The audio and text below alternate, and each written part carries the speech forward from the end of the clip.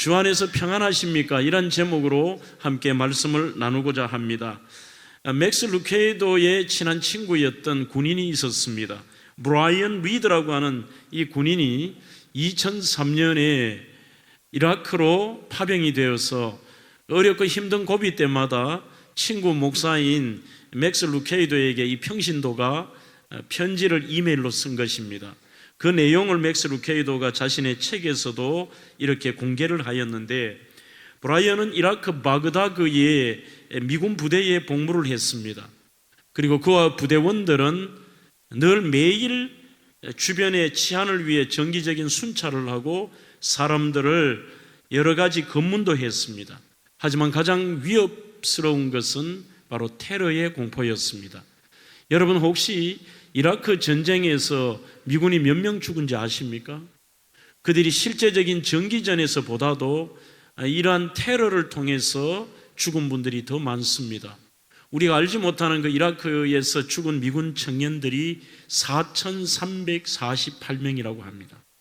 이 많은 숫자들이 죽었으니 옆에 동료들이 죽어나가는 모습을 보며 얼마나 많이 불안했을까요? 그런 상황에서 군인들이 장갑차와 무장차를 타고 이렇게 치안을 위해 순찰을 할 때마다 완전히 몸에 완전 무장을 한 채 나갔습니다만 그 불안을 떨쳐버릴 길이 없고 매일매일의 그 힘든 시간을 보내며 어떤 병사들은 공황장애의 증상까지도 나타납니다. 그러던 어느 날이었습니다. 이렇게 차를 타고 순찰을 하는데 그 전에 보지 못했던 철제로 된 아주 유치하게 생긴 장식물을 볼 수 있었습니다.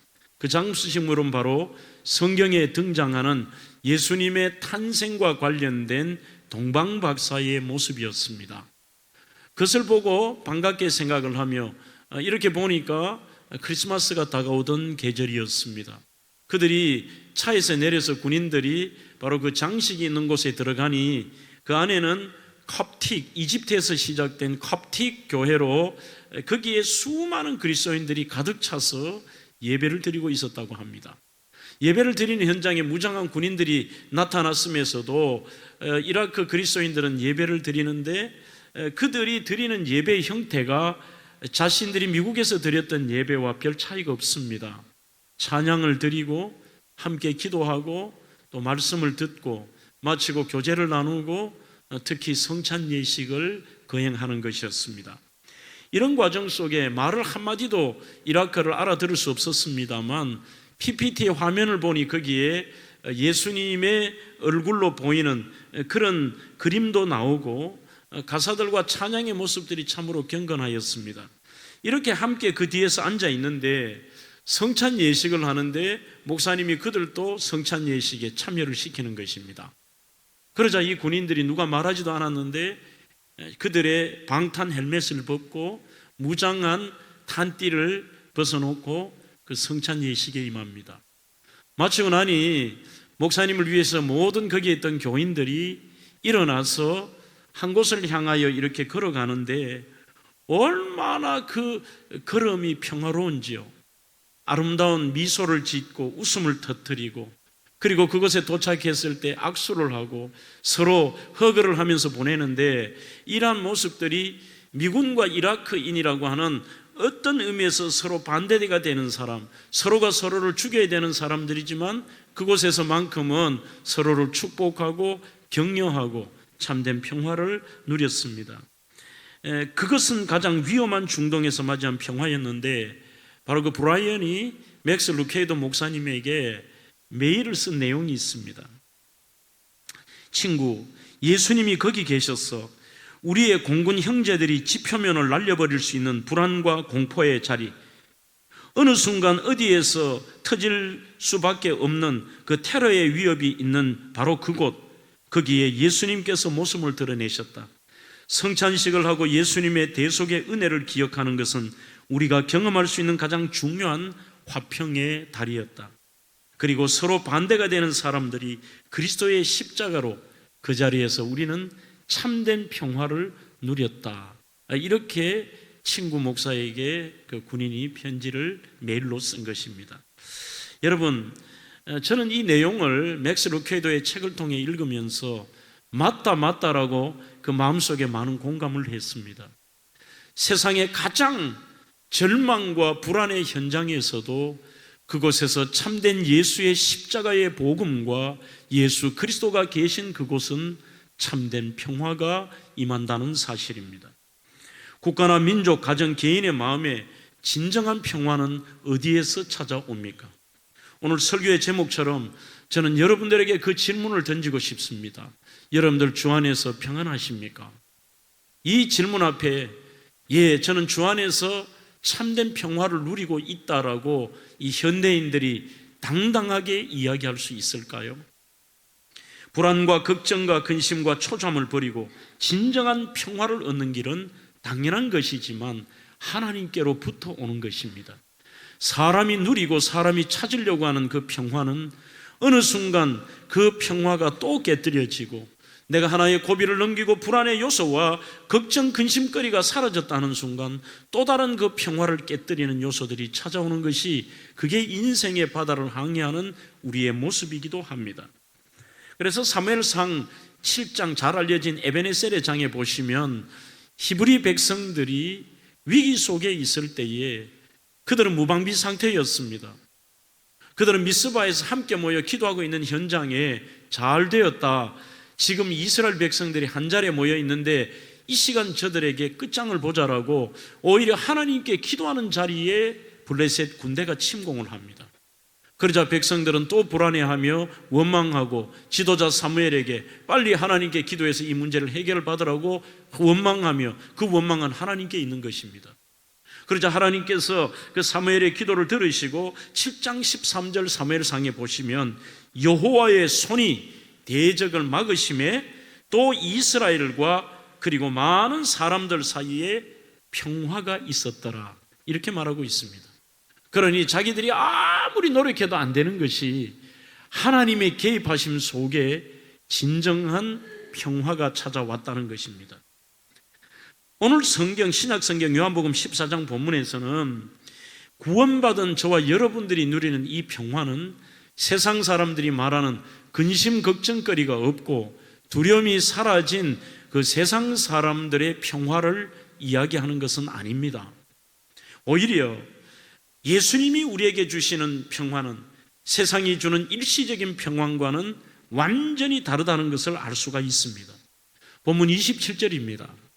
평안을 너희에게 끼치노니 곧 나의 평안을 너희에게 주노라. 내가 너희에게 주는 것은 세상과 같지 아니하리라. 너희는 마음에 근심하지도 말고 두려워하지도 말라고 말씀합니다. 존 바틀러라고 하는 분은 건강상의 가장 여러분들이 심각한 문제는 뭐라고 생각하십니까? 암입니까?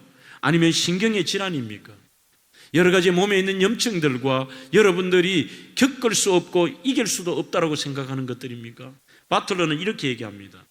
사람에게 건강에 가장 심각한 문제는 암이나 신경질환이나 세균이나 염증이 아니라 평안이 없는 정신적인 병이라고 되어 있습니다.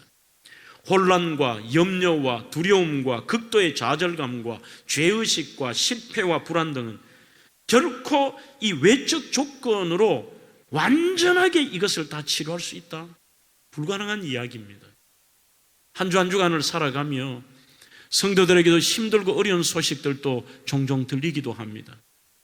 지난 한 주간도 우리 교회에 오셔서 일부 성가대를 같이 섬기는 우리 새가족 장로님 한 분도 급하게 원래 가졌던 그 지병의 심각함 때문에 서울에 올라가면서 저하고 통화하면서 전화상으로도 기도를 했습니다. 또 실직을 당했다는 우리 젊은 새가족 집사님의 이야기도 듣게 되며 참 이게 인생이다. 얼마나 저분들에게는 힘들고 어려운 시간을 보낼까. 잠시라도 그 목양실에서 그들을 위해 기도했습니다만 참 인생에 여기 앉아 계신 분들도 우리의 크고 작은 염려와 근심, 걱정 속에 말은 주 안에서의 평안을 누린다고 하지만 정말 우리가 진정한 평화를 누리고 사느냐, 여기에 대해서는 물음표를 찍을 수밖에 없습니다. 주님의 주시는 놀라운 평화, 어찌 보면 사람들이 그 속에서 예수님의 공생의 기간 동안에 그 예수님이 하신 놀라운 일들과 하나님이 하시는 일들을 경험했으면서도 이 제자들의 특징이 뭐냐? 수시로 불안해하고 수시로 근심하고 그들은 좌절하는 모습을 보이고 있습니다. 하지만 오늘 본문에는 예수님께서 그들의 마음을 읽으시고 너희들의 마음에 두려워하지도 말고 절대로 근심하지 말라고 이야기합니다. 제자들의 생각과는 반대되는 얘기를 하고 계십니다. 왜 그랬을까요? 특별히 예수님께서 3년의 공생의 기간 가운데 마지막 그 십자가의 사건을 앞두고는 계속해서 예수님의 죽으심에 대한 이야기를 제자들에게 하고 계십니다. 내가 너희들의 죄를 대신해서 죽는다. 분명 예수님은 사흘 만에 부활하실 것도 얘기했지만 제자들은 이게 사람의 아주 속성이 그렇습니다. 똑같은 이야기를 해도 나쁜 이야기와 부정적인 이야기가 귀에 잘 남아있고 그게 영향을 줍니다. 주님이 다시 살아나신다는 것, 이들은 예수님이 하신 일을 보면서도 솔직히 믿지 않았던 겁니다. 그러니 자기들은 뭔가 예수님이 로마의 압정에서 우리를 해방시켜 주시고 우리 예수님께서 이제 내가 제자로 따라다녔으니까 예수님이 왕이 되고 한 자리를 우리는 얻게 될 것이라는 인간적인 목적을 가지고 쫓았습니다. 심지어 요한의 어머니조차도 예수님께서 그 위치에 오르시거든 내 아들 하나는 오른쪽에 내 아들 하나는 왼쪽에 세워달라고 이런 주장을 하니 그 예수님을 향하여 쫓았던 인간적인 예수님을 바라보고 쫓았던 제자들입니다. 하지만 예수님 입에서 조금만 기다려라, 로마의 압정에서 내가 살려주마, 너희들에게 먹을 길대를 주마라가 아닙니다. 늘 주님께서 하시는 얘기는 내가 죽으러 간다, 내가 간다, 내가 죽는다라는 얘기를 하시는 겁니다. 그러자 제자들의 얼굴이 무섭습니다. 그리고 그 제자들의 얼굴에 두려움이 가득한 겁니다. 근심이 가득한 겁니다. 이거 아닌데 세상에 염려 근심을 안고 그들은 살아가고 있는 것입니다. 이들의 마음을 주님이 알고 계신 겁니다. 끝없는 상황에 여러분들도 개인에게도 건강과 사업과 환경과 불안의 염려들, 나이가 들어가시면서 찾아오는 질병들, 그리고 삶의 문제들, 어떤 분들은 은퇴를 앞두고 미래에 대한 노후도 준비되지 않았고 말할 수 없는 여러 가지의 탄식들 속에서 늘 나는 예수 믿는다고 하지만 평안은 나와 상관없다고 생각할 때도 참 많습니다. 여러분, 가장 먼저 주님이 주신 이 놀라운 평안이 없고 염려와 두려움 속에 사는 이유가 뭘까요? 여기에 대해서 여러 자료를 한번 찾아보았습니다. 그 중에서 제가 공감했던 것이 영국의 캠벨 몰간 목사님의 정의였습니다. 그는 사람들이 주님을 믿으면서도 놀라운 평안을 얻고 염려와 두려움 속에 세상 사람과 똑같이 사는 세 가지 이유입니다. 첫째는 결국은 깊이 들어가 보면 주님에 대한 신뢰가 부족하다는 겁니다. 그리고 주님과 단절했기 때문입니다. 주님은 불안해하는 제자들 향해 죽는다 간다 그러자 이렇게 말합니다. 내가 아직은 25절에 내가 아직 있지 않느냐, 아직은 있지만 곧 너희들에게 떠나간다는 것을 받아들여야 돼. 인간적인 예수님으로는 인식했습니다. 그들은 마태복음 20장에 보십시오. 전부 예수님을 쫓으면서 인간적인 것으로 쫓습니다. 불안해하는 그들에게 예수님께서 14장 1절에서 말씀합니다. 너희는 마음에 근심하지 말아라. 왜 그러느냐? 그 이유를 이렇게 밝히십니다. 하나님을 믿으니 또 나를 믿어라. 이 메시지는 결국은 이 땅에 오신 예수 그리스도가 너희들의 눈앞에 있는 내가 하나님이라는 뜻입니다. 내가 너희들과 함께 있고 내가 인생의 주관자고 내가 만왕의 왕인데 왜 근심하느냐는 것입니다. 여기서 더 나아가서 오늘 본문에는 마음에 근심도 하지 말고 아예 두려워하지 말라고 얘기합니다. 그 이유를 이렇게 얘기합니다. 나의 평안을 너희에게 주노라. 내 평안을 너희에게 주신대요. 그 말씀 속에는 이런 뜻이 있습니다. 내가 누구냐? 자, 하나님을 믿으니 나를 믿어라. 내가 하나님이다. I am that I am. 내가 바로 출애굽기 3장 14절에 스스로 있는 자이고 에고 에이미, 내가 나다. 내가 하나님이다. 내가 스스로 있는 하나님이야. 내가 알고 있다. 너희들은 중요한 바로 나를 믿는 자는 나를 신뢰하고 나를 믿고 나를 사랑하면 놀라운 평화가 찾아올 것이라는 것을 말씀하신 것입니다. 여러분, 부모님의 손을 잡고 아니면 부모님의 곁에 있는 자녀가 오늘 그 현상들을 바라보며 근심하고 염려한다는 것은 어리석은 거 아니에요? 자기가 할 수 있는 부분이 아닙니다. 그건 부모님이 알고 계시고 부모님이 하시는 것입니다. 28절에도 주님이 분명하게 밝히십니다. 내가 갔다가 너희에게로 온다 하는 말을 너희가 들었나니, 나를 이유를 밝힙니다. 왜 두려워하느냐? 사랑하였더라면 내가 아버지께로 감을 기뻐하였으리라. 너희들이 나를 믿고 나를 신뢰하면은, 너희들이 나를 사랑한다면 오히려 기뻐했을 텐데 나에 대한 믿음이 없지 않느냐? 나를 하나님으로 보지 않지 않느냐? 그래서 불안 염려가 있는 것입니다. 오늘 여러분들의 신앙생활도 똑같습니다. 예수 그리스도를 여러분들이 누구로 영접하셨습니까? 그분 예수를 어떻게 신뢰하십니까? 그분 예수를 사랑하십니까? 이것이 바로 실제적인 여러분들의 삶의 평안을 찾을 수 있는 믿음의 내용입니다. 인생을 살면서 가장 불안한 요소는 무엇일까요? 그것은 죽음입니다. 죽음만큼 염려와 두려움과 공포하는 대상은 없습니다. 하지만 그것조차도 주님을 100% 신뢰한다면 가장 두려움인 이 죽음조차도 그 순간에 평화를 얻을 수가 있습니다.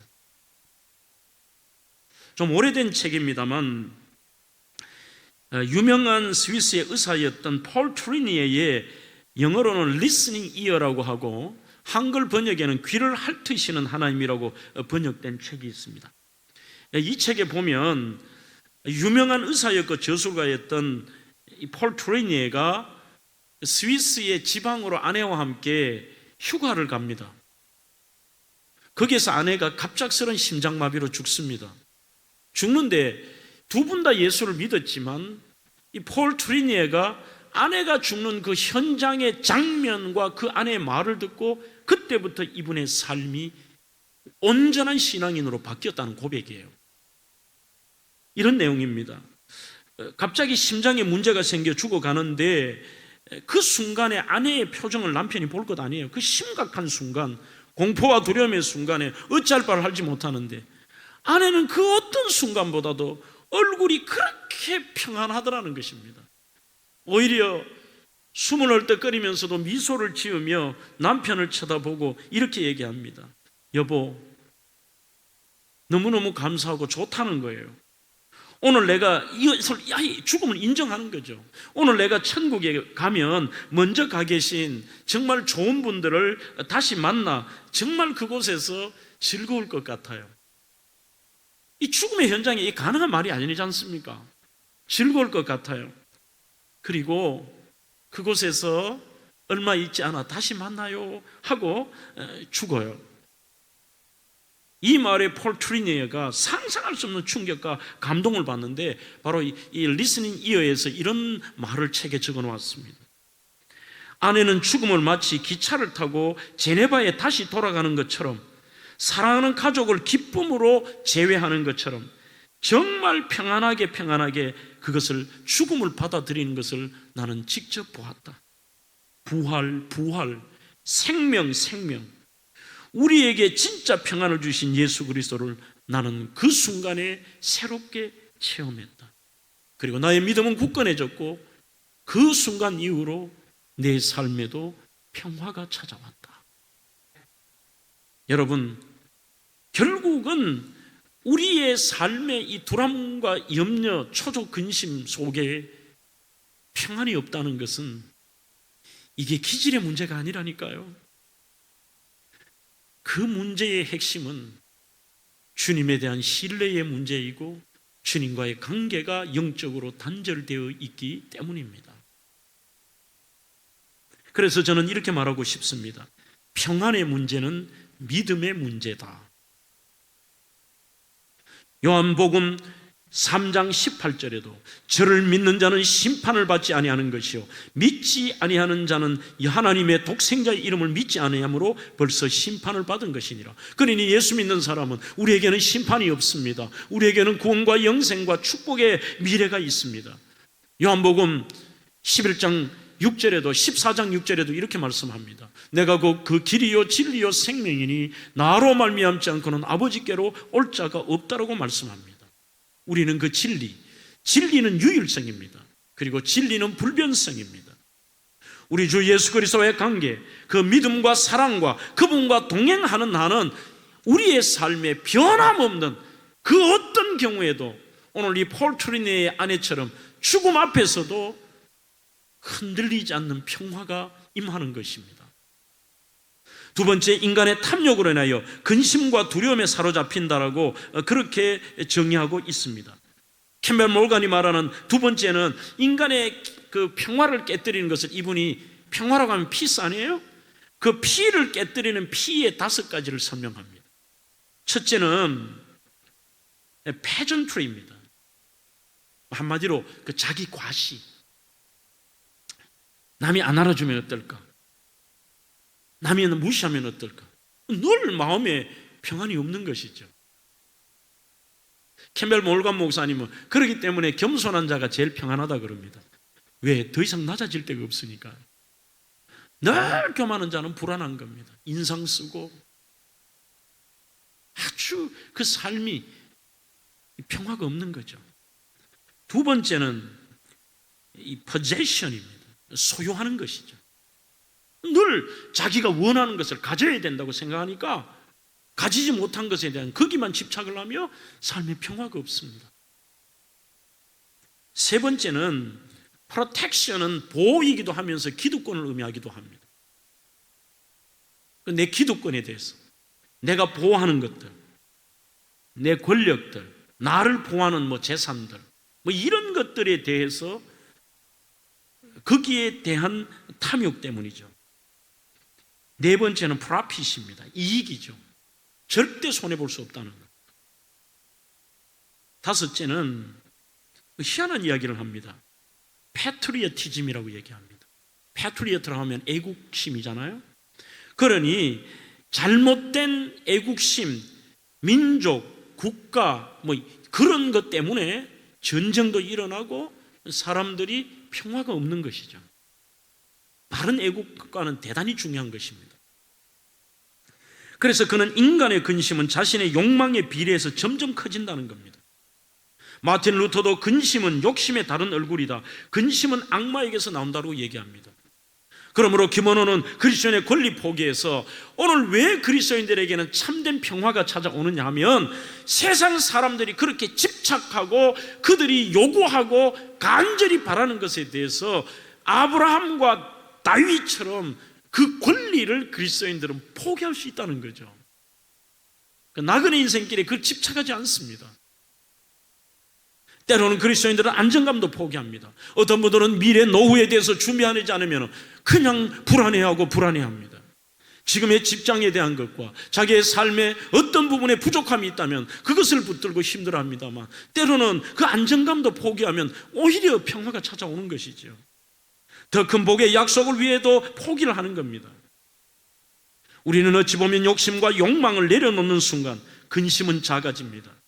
그러면 사람의 수많은 평화를 깨뜨리는 그 핵심 중에 핵심이 뭐냐면 내려놓지 못하는 것에 많다는 겁니다. 여러분들 때로는 자녀도 마찬가지 아니에요? 여러분들의 자녀가 아닙니다. 하나님의 자녀라면 좀 내려놓는 거예요. 그런데 그것을 내려놓지 못하니까 늘 평안이 없는 것입니다. 물질에 대해서도 지금의 삶에 대해서도 나의 기득권에 대해서도 늘 보니까 자기 기득권, 내 자존심, 내가 이러니까 그 사람은 뭔가 어떤 추구하는 것은 있고 자기 목표는 있는지 모르지만 삶이 행복하진 않습니다. 평화롭진 않다는 것입니다. 세 번째는 캠벨 몰간은 환경의 압력 때문에 염려와 두려움이 찾아오고 평화가 깨뜨려진다는 것입니다. 요한복음 13장 38절에 보면 수제자 베드로가 배신할 것을 말씀하시고 제자 중에 하나 유다가 팔 것을 말씀하시는데 한번 이 세 가지 내용 보세요. 그들이 그 환경의 내용들이 전부 어려운 얘기입니다. 이 중에 하나가 나 배신할 거야. 이 중에 하나가 나 팔 거야. 그리고 나는 간다. 죽는다.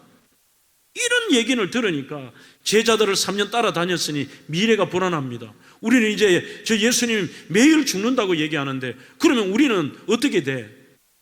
거기에다가 생명과 안전에 대한 불안감도 있습니다. 산헤드린 공회는 잡혀가면은 사형을 선고하고 그리고 예수 당이라 해서 다 죽여버릴 텐데 지도자 예수가 죽으면은 당신이 죽으면 우리는 어떻게 하지? 지금까지 3년 따라다니면서 고기 잡는 것과 우리가 했던 일도 다 내려놨고 우리가 하던 세리 일도 다 그만뒀는데 그러면 지금부터 생활고는 어떻게 하지? 온갖 환경의 압력 때문에 더 두려움이 더 찾아오는 겁니다. 그러니 자꾸 예수님이 죽음에 대한 얘기를 하니까 듣기 싫은 것입니다. 제발 예수님 그 얘기 좀 하지 말라고까지 베드로는 얘기합니다.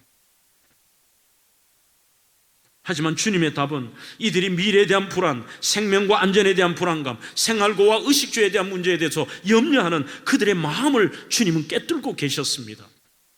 오늘 본문 27절에서 말씀합니다. 너희는 마음에 근심하지도 말고 두려워하지도 말라고 이야기합니다. 근심하지도 말고 두려워하지도 말라. 오히려 세상이 일시적 평안과 다른 놀라운 평안을 너희에게 주겠다고 말씀합니다. 현재의 고난, 가정과 사업과 미래와 건강과 자녀와 환경과 염려와 두려움들. 그래서 우리는 그 상황 속에 어떤 것을 붙잡느냐는 이게 믿음의 문제입니다. 염려라고 하는 것은 메림나오라고 했습니다. 자기의 목을 자기가 조른다라는 뜻입니다. 그 고민들 속에 수많은 환경의 압력 때문에 고민은 하지만 그 속에 주님이 계시지 않다는 게 심각한 겁니다. 환경만 있는 거죠. 여기서 데비 에커먼이라는 분은 사람에게 가장 힘든 것이 뭐냐 하는 게 맡긴 거라는 거예요. 주님께 맡기는 게. 주님을 신뢰하고 맡긴다는 거예요. 여러분들 말씀을 들을 때에 누차 말씀을 드립니다. 오늘 여러분들의 이 말씀이 쉽다, 그리고 내가 알지 못했던 것을 깨달았다는 게 중요한 게 아닙니다. 정말 이 메시지가 주님의 말씀으로 듣는다면 오늘 여러분들이 예배당에 문을 나가셔서 삶의 현장에 살아가실 때에 그렇게 살아보는 겁니다. 온갖 삶의 생활고와 두려움과 걱정과 질병과 고통의 모든 것이 종합 세트같이 있을지라도 이 땅에 오신 하나님의 아들 예수 그리스도, 나의 구원자 예수 그리스도에 대한 철저한 신뢰와 그분께 맡기는 거예요. 맡기는 거예요. 지나보면 알지만 그게 잘 되지 않습니다. 두려움과 염려 속에 살아가는 것이죠. 조금 전에 제가 첫 서두에 인용을 한 그 맥스 루케이도의 행복연습이라는 책에 또 다른 이야기가 하나 나옵니다.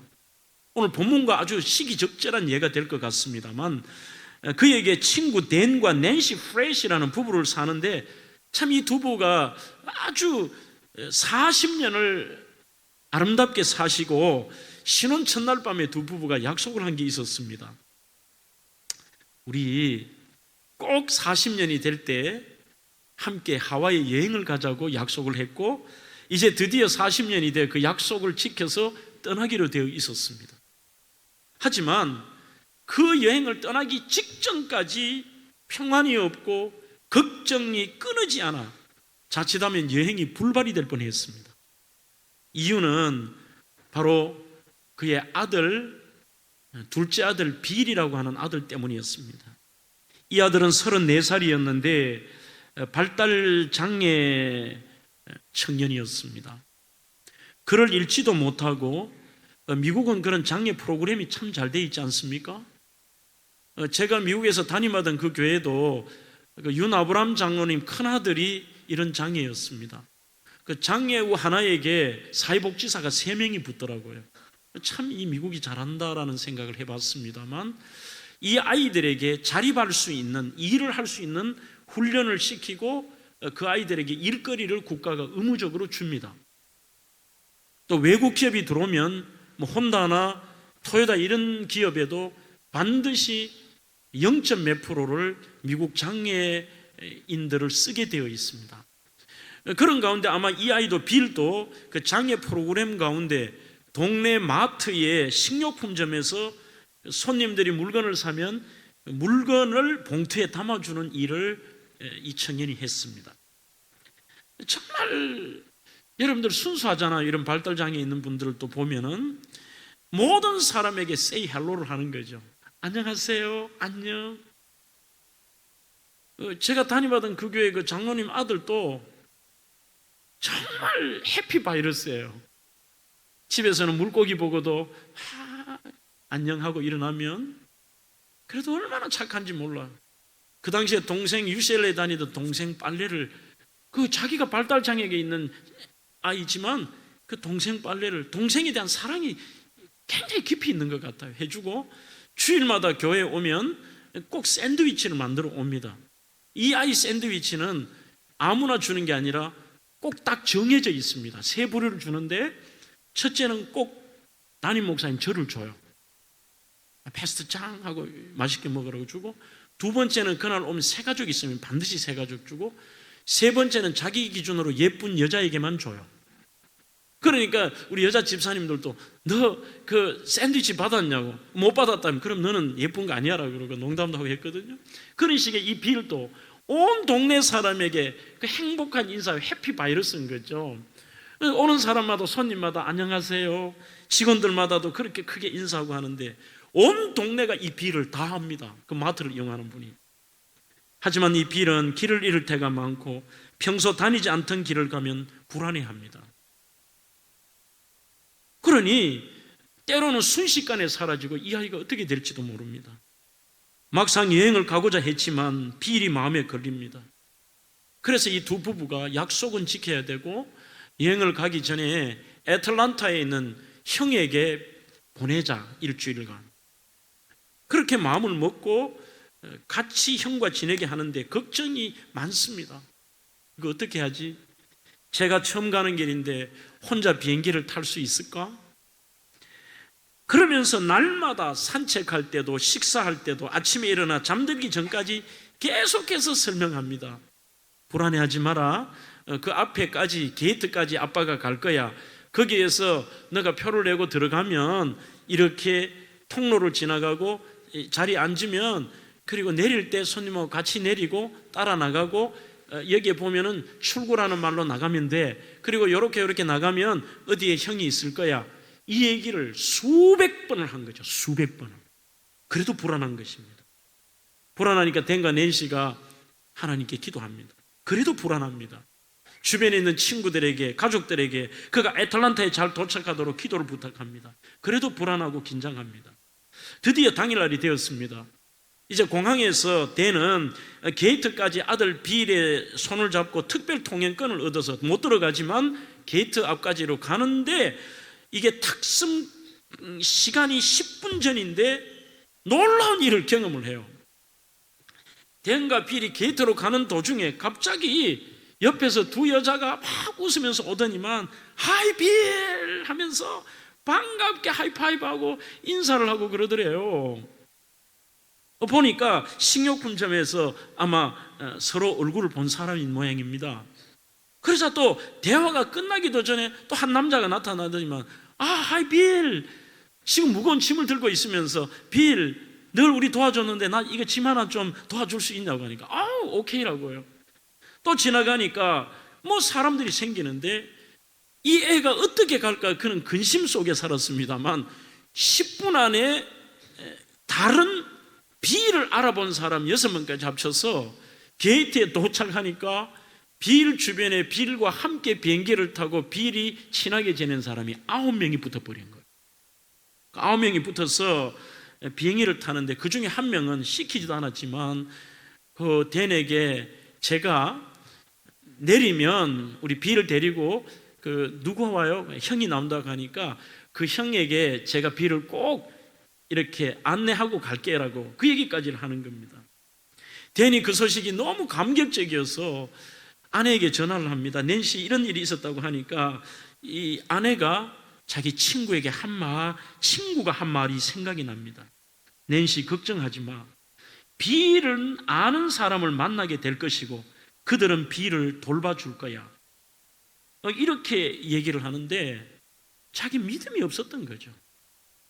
하나님을 그 삶의 작은 부분에도 우리는 큰 거는 하나님을 신뢰하는 것처럼 보이고 어마어마한 문제가 터지면 하나님께 기도하지만 삶의 순간순간 불안하게 만들고 두려움의 요소들에 대해서는 그 하나님을 신뢰하지 않아요. 하나님께 맡기지를 않습니다. 심지어는 기도한다고 하면서 우리는 주님 앞에 맡기지도 않지 않습니까? 오늘 그 얘기를 합니다.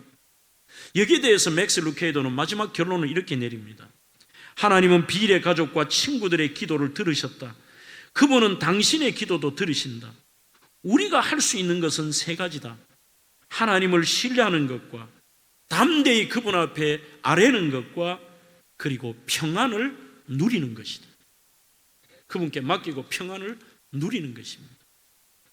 우리는 그 좋은 예가 성경에도 나옵니다. 사도행전 12장을 보십시오. 베드로가 옥에 갇힙니다. 먼 날도 아니라 바로 그 옥에 갇혔다 다음 날 그를 죽이겠다고 벼르고 있는 헤롯에 의해서 죽게 되어 있습니다. 성도들이 기도합니다. 하나님의 천사가 옥문을 열고 베드로를 구출하는데 그때 장면이 사도행전 12장에 아주 재밌게 쓰여 있습니다. 그런 장면에 과연 누가요?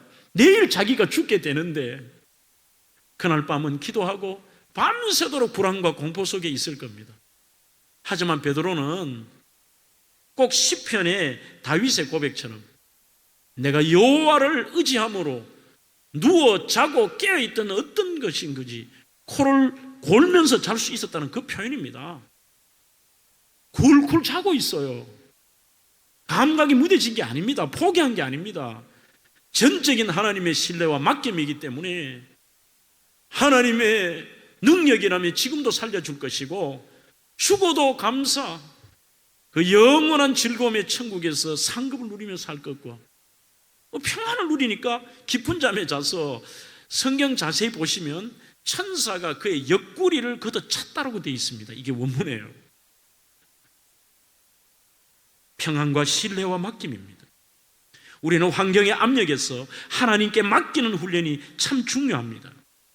제니퍼 케네디 딘이라고 하는 분은 프레잉 라이프 파운데이션의 회장님입니다. 그분은 예수를 만난 이후에 이렇게 말하고 있습니다. 우리는 전부가 아니면 아무것도 아닌 all or nothing 하나님을 섬깁니다. 하나님께서는 우리에게 온전히 자기 자신을 주셨습니다. 그분은 일부를 우리에게 주신 게 아닙니다. 우리가 그분의 전부를 받을 자격이 없는데도 우리의 삶은 하나님께 여는 순간 하나님도 전부를 주십니다. 예수님 전부를 주셨지 않습니까? 그래서 그는 계속해서 말을 이어갑니다. 하나님께서는 매 순간 자신을 우리에게 온전히 주시며 그러기를 잠시도 그치지 않습니다. 눈 깜짝할 순간에도 우리에게 등을 돌리시지를 않습니다. 하나님의 능력과 공급은 언제 어디서나 손 닿는 곳에 있습니다. 여러분들 멀리 있는 게 아닙니다. 여러분들의 삶의 현장에 손 닿는 곳에 있습니다. 하나님께서는 마치 그분의 유일한 관심사인 양 자신의 자녀 하나하나를 온 마음으로 사랑하고 그에게 헌신하십니다. 요한일서 4장 9절로 10절에도 나옵니다. 하나님의 사랑이 우리에게 이렇게 나타난 바가 되었습니다. 하나님이 자기의 독생자를 세상에 보내심은 그로 말미암아 우리를 살리려고 하셨고, 그리고 더 나아가서 고린도후서 9장 8절에는 하나님이 능히 모든 은혜를 너희에게 넘치게 주시는데 어떻게 주시느냐? 너희로 모든 일에 항상 모든 것이 넉넉하여 모든 착한 일을, 착한 일이라는 말은 아가소시인의 좋은 일들을 너희들에게 넘치게 할 것이야. 그렇게 말씀하십니다. 그러므로 데비 에커먼은 우리는 신명기의 방식으로 살아야 되는데 그게 뭐냐? 하나님과의 바른 관계를 가지며 신뢰하고 사는데 다 여기 계신 분이 그렇게 삽니다만 전적인 게 안 된다는 거죠. 어느 부분 믿고 기도하면서도 어느 부분은 여전히 걱정합니다. 어느 부분은 못 맡깁니다. 어느 부분은 안 된다라고 생각합니다. 그래서 이 데비 에커먼은 신명기 6장을 가지고 하나님을 향한 우리의 마음의 태도, 이렇게 해야 흔들리지 않는 평화가 찾아온다는 것이죠. All your heart라고 그래요. All your heart. 너의 마음을 다해. 이게 신명기 6장 한 장에 9차례나 나옵니다. 마음을 다해. All your heart. 네 마음을 그냥 전적으로 하나님께 맡겨버리고 하나님을 신뢰하고 네 마음을 다해 하나님을 신뢰하고 전적으로 하나님께 맡겨버리라는 겁니다. 여러분, 우리의 마음은 우리가 지키는 게 아닙니다. 삶의 염려 속에 있는 우리를 하나님의 평강, 평화가 우리의 마음과 생각을 지키는 거지, 여러분들의 의지가, 그리고 여러분들 자신이 지키는 게 아닙니다. 빌립보 4장 7절을 한번 보십시오. 그렇게 쓰고 있습니다. 모든 지각에 뛰어난 하나님의 평강이 그리스도 예수 안에서 너희 마음과 생각을 지키시리라.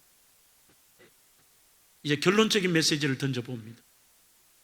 이런 우리가 하나님께 맡기더라도 이 땅의 염려 근심의 내용은 여전히 계속될지라도 영원한 천국과 부활 소망만이 우리에게 진정한 샬롬의 복을 가져올 수 있습니다. 인생의 끝과 결론을 아는 자만이 주님이 주시는 그 평화를 여러분들이 누릴 수가 있습니다. 14장 1절에도 너희는 마음에 근심하지 말라고 했습니다. 이유는 하나님을 믿으니 또 나를 믿어라. 14장 3절에 너희를 내게로 영접하여 나 있는 곳에 너희도 있게 한다. 내가 2절에 너희를 위하여 태폰, 싫지 않은 장소 천국을 예비한 다음에 그곳으로 내가 너희들을, 나를 영접하는 너희들을 인도할 거라는 것입니다. 이것을 아는 자는 14장 28절 본문에 이렇게 얘기합니다. 내가 갔다가 너희에게로, 그 말씀은 죽은 이후에 부활하신 예수님께서 오늘 너희에게로 온다는 말을 너희가 들었나니 나를 사랑하였다면 내가 아버지께로 감을 너희들이 기뻐하였으리라.